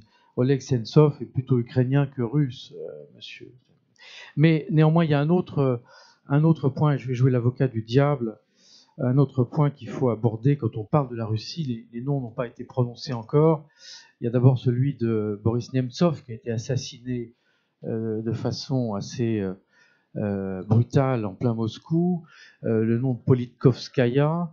Et ça, c'est pas se faire l'avocat des droits de l'homme que de rappeler ces noms-là. C'est simplement souligner le fait que quand on parle avec la Russie, il y a aussi cette part d'ombre qui est extrêmement difficile à analyser pour nous, qui sommes partisans du dialogue avec ce pays, et qui de temps en temps nous trouvons confrontés à cette barbarie soudaine qui vient parfois de chez les Tchétchènes d'ailleurs, le plus souvent, mais en tout cas qui provoque pour nous diplomates un problème. Comment engager le dialogue avec les Russes lorsqu'il y a des phénomènes comme ceux-là, quand les enquêtes n'aboutissent pas, quand des opérations du FSB ou du GRU particulièrement brutales sont menées, y compris sur des terrains européens, voire américains ou ailleurs. Et donc ça, c'est une question qui est un peu l'angle mort de ce livre, c'est comment est-ce qu'on peut affiner le dialogue avec des autorités qui, parfois, ont du mal à accepter, à comprendre nos frustrations par rapport à ces phénomènes. Régime autoritaire, l'a dit Jean-Pierre Chevènement, mais aussi régime mystérieux qui reste très, très, très complexe, tellement complexe qu'on ne sait pas très bien qui décide quoi.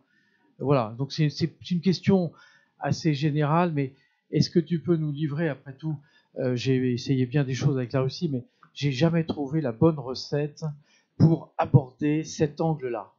Bon, Jean, tu as dû être confronté de façon pratique à cette question pendant les 3 ans que tu as passé à Moscou. Je dois dire que moi, j'ai vécu une période où ce genre d'événement n'arrivait pas. Hein. C'était... Mais oui, donc quand tu y étais, c'était croissance économique et on a... Non mais c'est la réalité des choses. C'était une période quand même un peu particulière.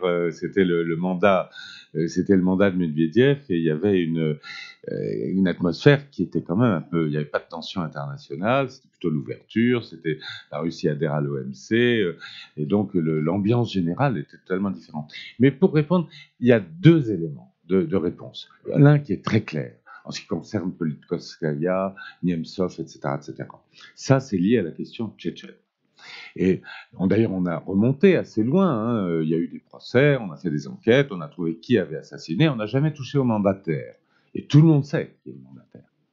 Mais ça, c'est tabou. Et pourquoi c'est tabou? Parce que un des grands crédits que la population russe accorde à Poutine, c'est d'avoir mis fin à la guerre de Tchétchénie.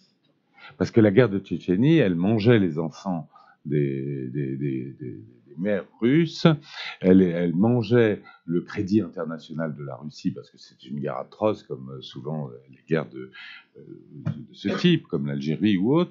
Et donc, ça a été un soulagement énorme. Et comme tu le sais très bien, la façon dont Poutine s'en est tiré, c'est en prenant le chef, l'héritier d'une des tarikats soufis, la Kadiria, qui a du crédit à la fois religieux et militaire, et de le mettre au pouvoir avec le soutien à fond de la Russie. Mais l'homme n'est pas simple. Et donc, on sent très bien qu'il y a des tensions sous-jacentes entre Kadyrov et Poutine. Moi, on m'a raconté, je ne sais pas si c'est vrai, que lors de l'attentat contre le président Ingouch Evkourov, le KGB a interdit, il était soigné à Moscou dans une chambre d'hôpital, et on a interdit à Kadyrov de rentrer dans la chambre d'hôpital où il était soigné. Il devait lui apporter ses condoléances, etc., parce qu'on craignait qu'il se passe des choses. Enfin, je ne sais pas si c'est vrai, mais on me l'a raconté à un assez bon niveau. Donc voilà, et Kadyrov jouit d'une sorte d'impunité. Et ça, il faut bien le comprendre. Et cette impunité est liée au fait que c'est lui qui tient la Tchétchénie. Il a une allégeance personnelle à Poutine. Si cette allégeance casse, la Tchétchénie redémarre. Et un des acquis principaux du régime auprès des populations tombe. Et tout ce qui se passe en Tchétchénie, depuis des siècles, enfin depuis Lermontov et autres, c'est toujours très dur. Donc là, il y a un cas spécifique. Pour le reste, il faut bien reconnaître qu'il y a en Russie une certaine tradition de violence étatique. L'État est légitime parfois, beaucoup plus que dans nos sociétés, à agir par la force. Et cette tradition d'ailleurs de violence, évidemment, elle a été ancrée, refusée, enfin il y a beaucoup d'aléas.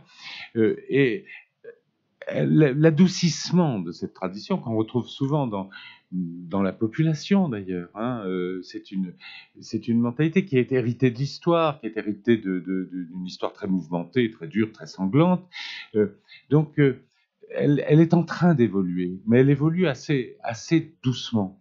Elle évolue assez doucement. Il y a, comme disait Marx, un décalage entre les infrastructures et les superstructures. Quand on a, encore une fois, 1,8 enfants par femme, eh ben on change. Mais il faut du temps.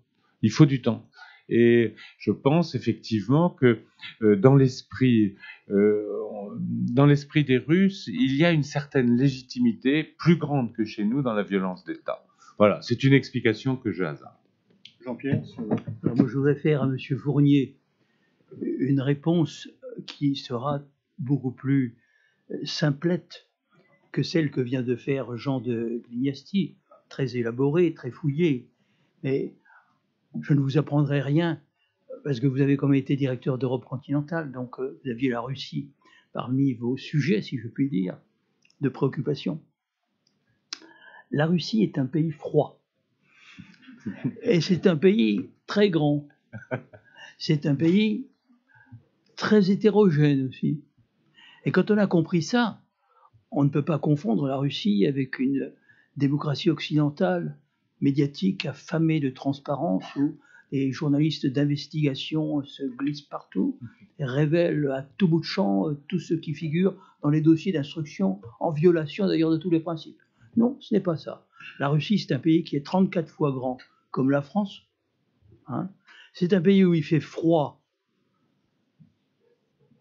je dirais, sur 17 millions de kilomètres carrés, les terres arabes doivent représenter 4 millions. Le reste, c'est gelé, c'est le permafrost. Donc c'est très dur, et il faut tenir tout ça. Du point de vue de la logistique, c'est impossible. C'est un pays difficile à gouverner. 173 sujets, alors sujet 83, mais il faut ajouter à ça toutes sortes de minorités, jusqu'aux Yakoutes, enfin c'est très compliqué. Hein. Vous mettez 10% de musulmans, au total un peu plus même, 20 millions, hein, qui sont de diverses natures d'ailleurs, puisque j'en ai défini 3, mais ça pose quand même un problème, c'est la menace du djihadisme qui, pour les Russes, est une menace bien réelle, hein, parce que, je dirais, ils ont ce problème tchétchène, hein, et pour revenir à l'assassinat de Boris Nemtsov, personne ne pense que c'est Poutine qui l'a ordonné, ça non, hein, c'est des affaires tchétchènes, mais les affaires tchétchènes, ça nous renvoie à un autre dossier très médiatique, très conflictuel. Enfin, rappelons que les morts se sont comptés par centaines à l'école de Beslan, dans le théâtre dont j'ai oublié le nom à Moscou. Enfin, ça a été une épreuve. Hein. Et Jean, tout à l'heure, a eu tout à fait raison de souligner que Poutine a quand même été l'homme qui a réussi à dompter ce phénomène, qui était une grave menace pour la Russie, et j'ajoute pour le monde entier.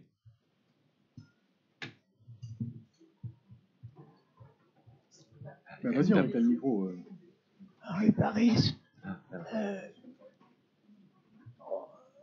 à lire la presse et à écouter les médias russes, on s'aperçoit que le duel russo-américain n'est pas terminé. Même, il va au-delà.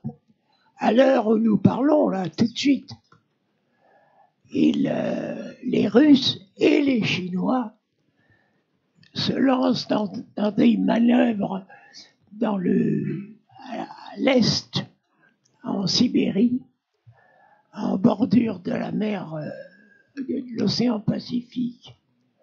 Et elles sont dirigées contre l'ouest. Bon, oui, je vous vois lever les sourcils, et les miens se lèvent aussi, parce qu'ils veulent faire la guerre à qui ? Je peux poser la question, Henri. Alors, qu'est-ce que veulent les Russes dans cette optique ? Mon général, vous savez mieux que personne qu'une armée qui ne s'entraîne pas voit ses capacités s'éroder. Donc il faut bien faire des manœuvres.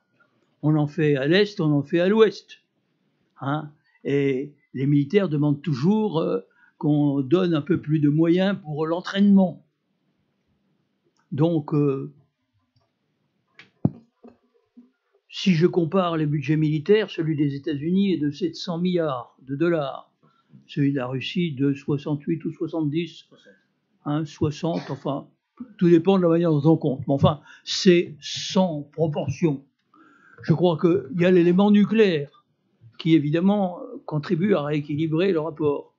Mais je crois honnêtement que la rivalité entre la Russie et les États-Unis s'est terminée, enfin, si tant est que la Russie puisse être assimilée à l'URSS. Enfin, si on considère que l'URSS a précédé la Russie, enfin, ce qui a existé jusqu'à la fin de l'URSS, jusqu'à ce traité qui s'appelait FNI, Force nucléaire intermédiaire, que les Américains s'apprêtent entre nous à dénoncer. Vous l'avez vu, hein, vous avez vécu cela, hein, bon, je précise que ce traité interdit les missiles d'une portée qui va de 500 à 5500 km. C'était l'affaire des Pershing et des SS-20. Eh bien, si les Américains dénoncent ce traité, ils vont le dénoncer, puisqu'ils ont envoyé le conseiller à la sécurité nationale américain, M. Bolton, à Moscou pour l'expliquer. On va se retrouver dans une situation qu'on n'avait pas connue depuis 1987. Alors, le problème n'est probablement pas l'Europe, c'est la Chine. La Chine a beaucoup de missiles de ces caractéristiques. Mais en Europe, on ne peut pas exclure que certains pays, pas l'Allemagne, mais d'autres, réclament l'implantation de missiles américains. C'est une possibilité qu'on ne peut pas totalement exclure. Hein. Et oui, c'est possible, mais ce serait grave parce qu'on entrerait à nouveau dans le cycle de la course aux armements sur le sol européen. On ne peut pas le souhaiter. C'est pour ça que les problèmes de sécurité européenne nous intéressent, nous avons notre point de vue à donner et nous ne pouvons pas, je dirais, accepter que les États-Unis en jouent. Hein. Vous savez, l'avenir sera difficile, hein, parce que à l'horizon, vous avez quand même le choc des titans, les États-Unis et la Chine. Hein. C'est pour ça que la comparaison, je la ferai plutôt avec les années 1900, quand on voit monter la puissance allemande au cœur de l'Europe, avec l'Empire britannique qui commence à être un peu sur son déclin. Et il y a à ce moment-là la possibilité du piège de Thucydide qu'on évoquait tout à l'heure, c'est-à-dire d'un conflit préventif qui éclate un peu par hasard. Alors je vais quand même me dissocier un petit peu de Jean de Glignasti parce que jusqu'à présent je ne lui fais que des compliments qu'il mérite. Peut-être je vais lui faire une petite critique qu'il ne mérite pas, mais l'affaire des somnambules. Il y a un livre d'un historien australien intitulé Les somnambules. Cet historien Christopher Clark, avec lequel j'ai eu un débat, renvoie tout le monde dos et dos à l'ambassade d'Allemagne. Il renvoie tout le monde dos à dos comme si tout le monde avait ignoré ce qui allait arriver. Alors ils se sont trompés sur bien des points, la longueur du conflit, la puissance de l'artillerie, le nombre des morts. Mais enfin, il y a quand même bien quelqu'un qui a déclaré la guerre. Hein. Et je rappelle que le plan Schlieffen, il dormait dans les cartons de l'état-major allemand depuis 1905. C'est-à-dire il consistait tout simplement à se débarrasser de la France en 6 semaines, hein, pour pouvoir se retourner contre la Russie, dont on exagérait à l'époque la menace. Comme aujourd'hui d'ailleurs, parce que la Russie était considérée comme un ogre épouvantable qui allait avaler l'Europe. Même les socialistes allemands ont voté les crédits de guerre parce qu'ils avaient peur de la Russie. Hein. Donc je ne refais pas l'histoire. Mais je ne crois pas tellement à l'histoire des somnambules. C'est un livre qui était fait pour endormir un petit peu... exonérer et endormir. Bon, on ne va pas revenir sur ces sujets. Il est convenu de tourner la page, mais il est quand même important de savoir que ça a existé et d'avoir de l'histoire, quand même de l'histoire longue, une vue un peu plus, comment dirais-je, qui mette l'accent quand même sur un certain nombre de facteurs qui ont été déterminants pour la suite, parce qu'on peut dire que la guerre de 1914, c'est la boîte de Pandore, d'où tout le reste résulte, le communisme, le fascisme, le nazisme, la Deuxième Guerre mondiale. Et par conséquent, si on ne comprend pas la Première Guerre mondiale, ben on ne peut pas comprendre notre histoire. On va prendre une dernière question. Merci. Frédéric Ponce, journaliste et professeur. Alors je dis professeur, monsieur Chevènement, pour rebondir sur ce que vous avez dit. Vous avez parlé de la verticale du pouvoir. J'ai entendu parler de colonies pénitentiaires et je suis professeur aux écoles de Saint-Cyr. Et j'apprends à mes jeunes Saint-Cyriens combien les mots peuvent être des armes. Et je leur dis dans le débat, notamment sur un certain nombre de pays comme la Russie, les mots peuvent être totalement transposés. Vus par un Russe, on pourrait avoir la même lecture de notre pays que nous ne faisons sur la Russie. Je resterai simplement sur colonie pénitentiaire. Vu de Russie, la prison de Borgo en Corse s'apparente à une colonie pénitentiaire. Vu de Russie, la centrale de Clairvaux, je ne sais pas si vous voyez où c'est, en Haute-Marne, perdue dans les forêts de Haute-Marne, c'est comme une colonie pénitentiaire. Et je ne parle pas de la verticale, de l'espion du KGB, le maître du Kremlin, toutes ces formulations qui obscurcissent le débat sont des formulations discriminantes, effrayantes. J'arrête là. Une question pour monsieur l'ambassadeur. Je reviens un peu en arrière. Entre 2000 et 2007 à peu près, Vladimir Poutine s'était beaucoup rapproché de l'Europe, de l'OTAN. Il y avait même eu des petits exercices en commun, des échanges d'officiers entre la Russie et l'OTAN. Et puis en 2007, je crois, Vladimir Poutine avait tendu la main à l'Europe. Il y avait avec cette fameuse formule, bâtir une Europe de Lisbonne à Vladivostok. Et à ce moment-là, 2007-2008, l'Europe, l'Union européenne, a baissé le rideau de fer ou de soie, je ne sais pas comment l'appeler, en disant non à Poutine. Comment expliquez-vous cette fermeture du rideau, cet ostracisme à partir de 2007, avant même l'affaire géorgienne et puis tout ce qui a suivi? Merci. Merci Frédéric. On va prendre une dernière question pour ensuite vous donner la parole. Dans le fond un peu, parce que vous avez moins eu la parole dans le fond. Bonjour, merci. Karina Lacroix, je suis enseignante à l'ESSEC et à l'ELRI. Je suis née à Kiev, des parents russes. J'y ai fait une partie de mes études. Je parle les 2 langues. Aujourd'hui, quand je m'y rends assez régulièrement, je suis attristée, pour ne pas dire effarée de la situation. L'interdiction de la langue russe. Récemment, le Parlement ukrainien a pris une décision de déclarer l'année prochaine l'année de OUN, qui est une armée ukrainienne naziste, on peut le dire comme c'est. Ma question concerne les relations russo-ukrainiennes. Comment vous voyez les perspectives? Merci. En 2 minutes.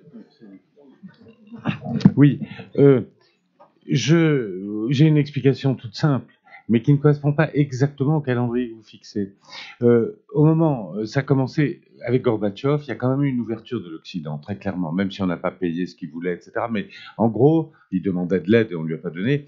Mais en gros, c'est au moment où on a lancé la négociation sur l'accord de partenariat et de coopération avec la Russie. C'est le moment où il y a eu donc l'approche avec l'OTAN, qui s'est caractérisée en 2002 par le Conseil OTAN-Russie. C'est le moment où il y a eu TACIS, c'est quand même 60% des crédits internationaux qui ont été reçus par la Russie pendant la période Yeltsin venaient de l'Union européenne et de TACIS. Donc il y a eu quand même quelque chose. Et en fait, tout ça s'est fermé. Et ça s'est fermé pourquoi? C'est quand la période des élargissements s'est terminée. Tous les États qui étaient autrefois dans le glacis soviétique et qui avaient connu une tutelle soviétique quand même parfois assez lourde, tous ces États se sont retrouvés à partir de 2004 dans l'OTAN et dans l'Union européenne. Et quand et ensemble en plus, ce qui a discrédité en quelque sorte l'Union européenne par rapport à la Russie, qui à un moment a été intéressée par une approche spécifique avec l'Union européenne. Et à partir du moment où elle s'est rendue compte que devenir membre de l'Union européenne, c'était automatiquement devenir membre de l'OTAN, et c'est sûr que l'approche vis-à-vis de l'Union européenne a changé. Et donc, quand tous ces États ont été membres de l'OTAN et de l'Union européenne, comme par hasard, tout s'est arrêté.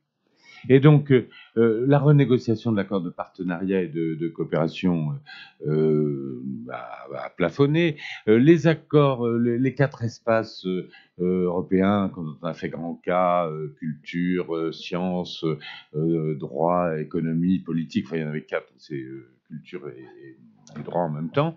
Tout ça a disparu, enfin c'est enlisé, et donc en fait la réalité est là. Et d'où une question qui est fondamentale. Est-ce que l'Union européenne est pertinente pour traiter la Russie dès lors qu'il y a au sein de l'Union européenne un tiers des États qui sont, pour des raisons historiques parfaitement explicables, mais farouchement opposés à la Russie? C'est un problème de fond très grave pour nous. Je n'ai pas la réponse, mais c'est très difficile. Ensuite, 2007, il y a eu le discours de Munich, et c'est le coup d'arrêt. C'est là que Poutine a dit j'ai fait des ouvertures. Maintenant, c'est l'unilatéralisme qui m'y répond, et donc on change de registre. Et donc le point de rupture, c'est 2007.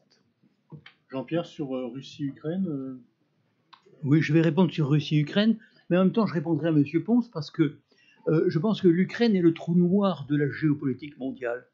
Et je vous renvoie à Mackinder, qui est un géopoliticien du début du siècle, qui dit qui tient le cœur du continent, tient le monde. Et le cœur du continent, c'est l'Ukraine. Et Brzezinski, qui a été conseiller aux affaires étrangères du président Carter, qui était un homme, un penseur quand même, quelqu'un qui a eu une grande influence dans les relations internationales, a écrit un livre en 1998, Le Grand Échiquier, où il dit le seul moyen d'empêcher la Russie de redevenir un empire, c'est d'enlever l'Ukraine à son influence, de soustraire l'Ukraine à son influence.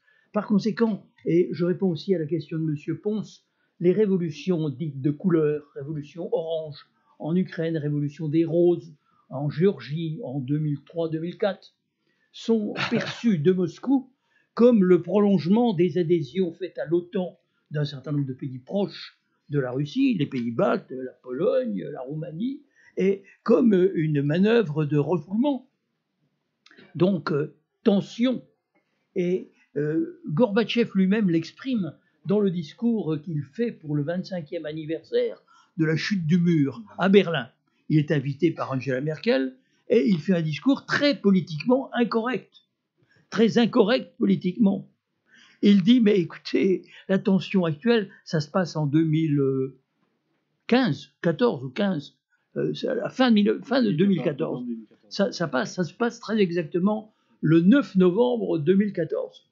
Donc il fait le dernier, un des discours, et il fait un discours qui évidemment contraste avec tous les autres. Il dit, mais vous savez, cette tension, vous l'avez bien cherchée, parce que vous ne nous avez fait aucun cadeau.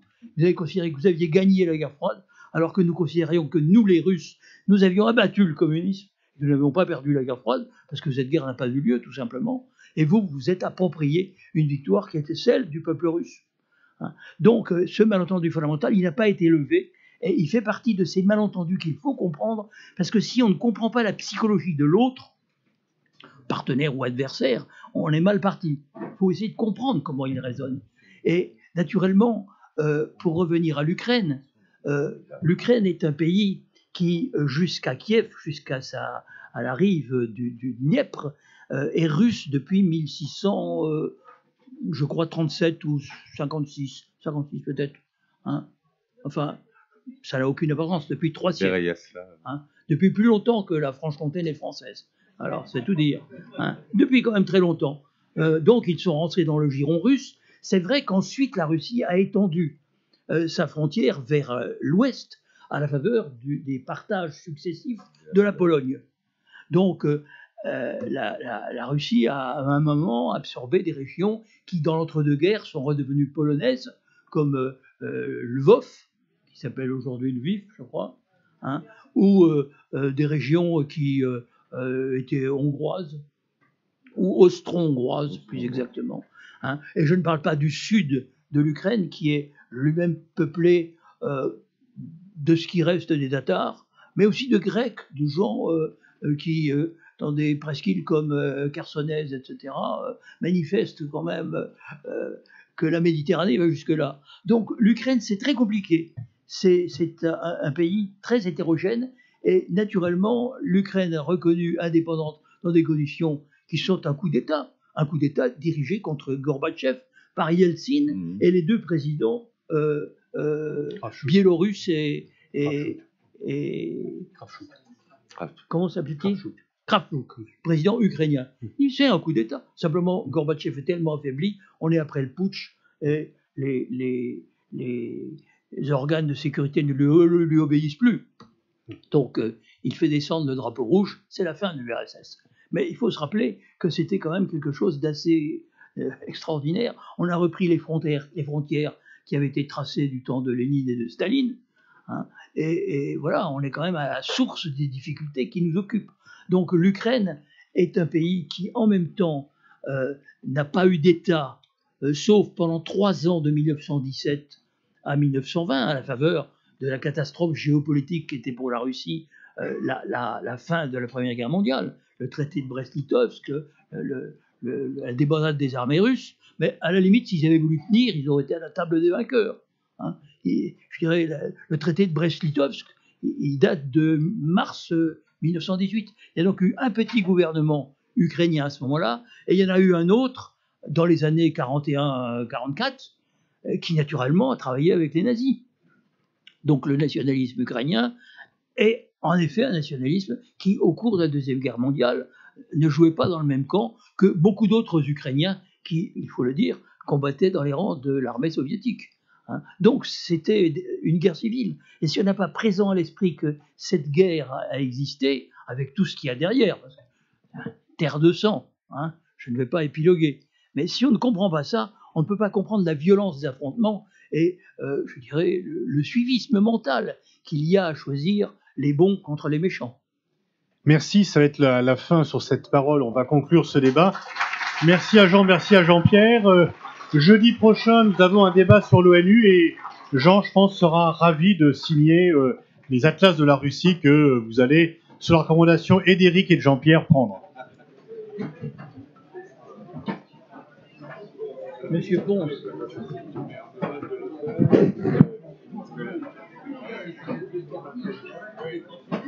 Oui, effectivement. Jusque-là, j'ai cité avec les autres, je te le fais, alors oui, je l'ai fait un petit peu.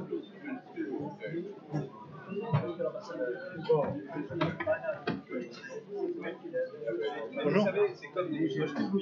Oui, D'accord. Il n'y a pas de chance, comme vous l'avez souligné. J'aime bien. Et Clairvaux, je pense que si vous êtes allé à Clairvaux, Oui, c'est dans cette ancienne abbaye.